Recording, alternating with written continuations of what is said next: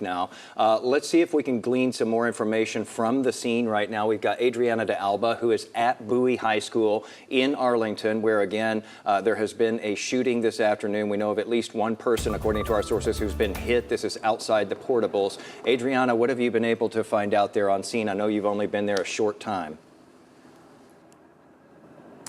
Yes, we did just get here, but Jason, it is the same scene that we keep seeing play out over and over across Texas and across the country. You see the panic set in. You see parents start to show up to the school, calling their kids, eager to get any information.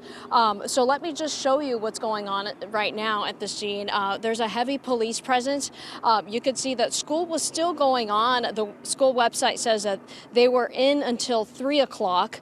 And you see all the school buses lined up there. They were ready to pick up the kids. And now we know that all the kids are on lockdown inside of the school because of an incident that happened outside of the school. So not a lot of details at this point about this, but we do know officers are all across the scene.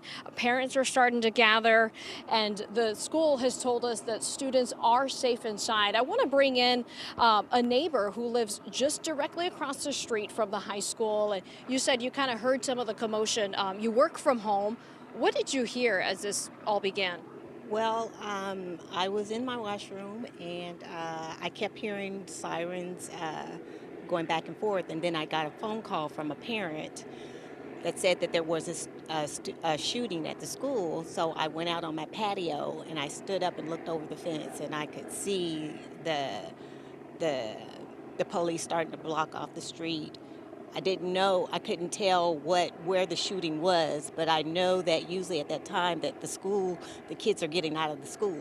So there was no movement. So I knew something seriously had happened. Yeah. Did you see any officers rush toward the school or any movement on that front? When I started looking, they started blocking off the streets, and I started seeing parents coming, lining the street. So I did not see them actually going up to the school to see.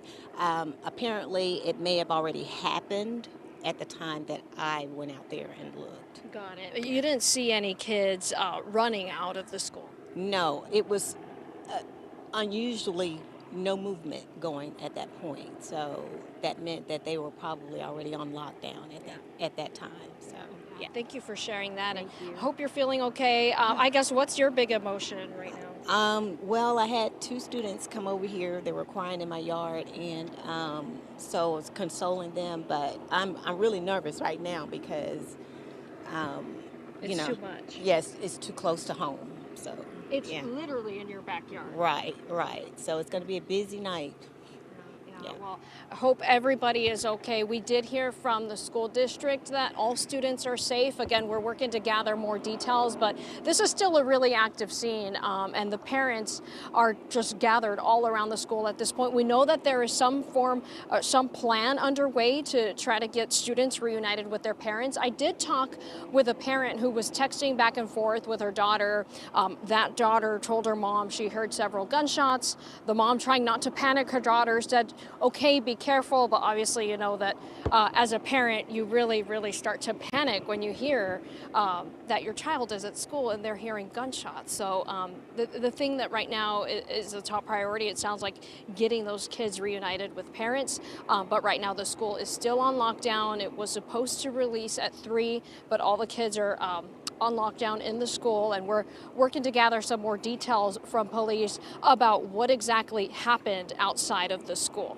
Guys, back